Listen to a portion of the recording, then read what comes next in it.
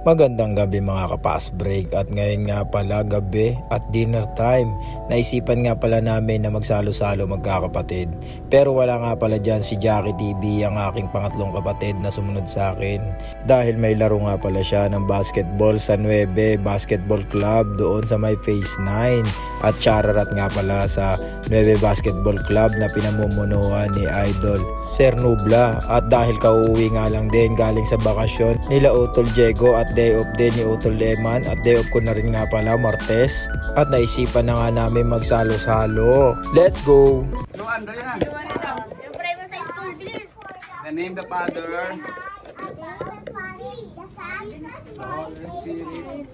Ay, si Maring pala Lord. yun. Thank you for the food. Thank you for the food. Sana mabusog mo kami ngayon.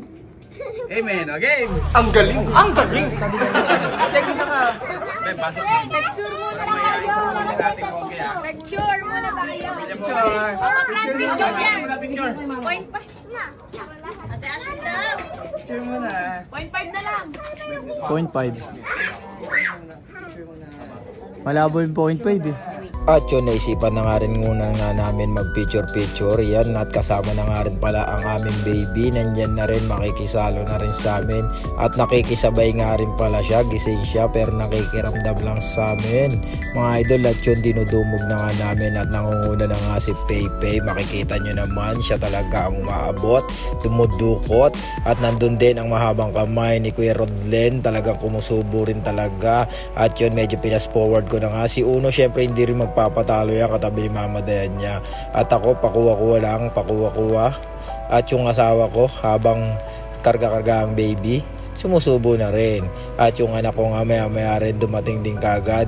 At yan yung mga bago namin pamilya, syempre ang pamilya Monggi. Welcome nga pala sa inyo sa pamilya Ignacio. Yan, makikita nyo, nakikisalo rin sila. Medyo naiilang pa sila, napapansin ko sa amin.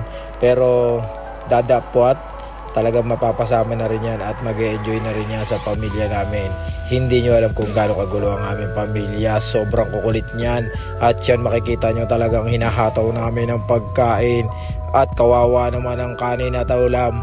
Talagang kinakawawa at pinupugpog. At syempre, hindi ko na rin sasayangin ang pagkakataon. Hihingin ko na rin nga pala sa inyo ang pag-follow sa aking Facebook page at sa aking utol. Yan, kita nyo naman katabi ng aking logo. Boss Jex Vlogs nga pala ang pangalan ng kanyang Facebook page. At saka kung gusto nyo rin nga pala ng mga solid na mga clothing line, meron nga pala siyang binibenta, sariling design yan syempre mga idol. At meron din siyang mga vintage cap.